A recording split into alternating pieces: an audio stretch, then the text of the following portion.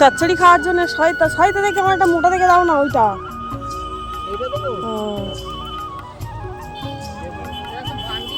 Bundle ওইটা বেঁধে দাও, ওইটা সমেত বেঁধে দাও। ও ও ওই শাক দিওনি, আর একটু ডাঁটা থেকে দাও না। ওর সঙ্গে ওইটা তবে মানাবে। আর একটু ডাঁটা থেকে দাও।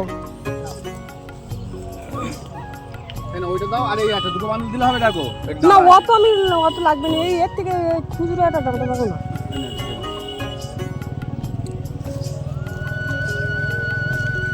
ডাঁটা না হলে কচি ডাঁটা ভালো লাগবে না। ওলকপি যদি মিশতে নিয়ে, ওলকপি আছে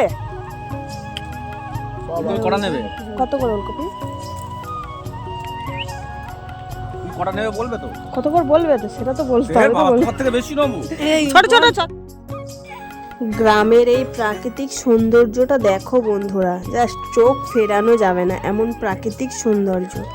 নমস্কার বন্ধুরা, কেমন আছো সবাই? আশা করি সবাই ভালো আছো, সুস্থ আছো।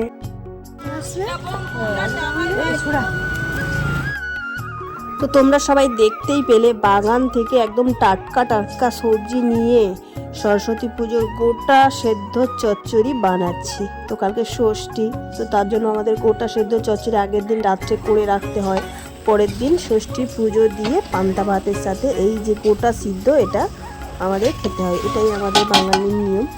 তোমরা কারা কারা এরকম নিয়ম পালন করো আমাকে একটু কমেন্টে জানিও। পরের দিন ষষ্ঠীর পুজোর তোড়জোড় চলছে, দেখতেই পাচ্ছ। আর এই যে আমাদের ঠাকুর, তো আমাদের ঠাকুরগুলো কেমন হয়েছে তোমরা কিন্তু এর আগের ভিডিওতে কমেন্টে কেউ জানাওনি, তো একটু সবাই জানিও। আর এই যে দেখো সুন্দর করে গোছানো হয়ে গেছে, পুজোর জোগাড় করাও হয়ে গেছে, শুধু ঠাকুর মশাই আসার অপেক্ষায় আমরা বসে আছি। তো আজকে ষষ্ঠীর পূজা হবে, তো একে একে সবাই পূজা দিতে চলে এসেছে। তো এটা যত সধবা মেয়েরা আছে তাদেরকে এই পুজোটা করতে হয়। আর এখানে দেখো ঠাকুর মশাই চলে এসেছে ষষ্ঠীর পূজা করতে। তো চলো পুজোটা হয়ে যাক।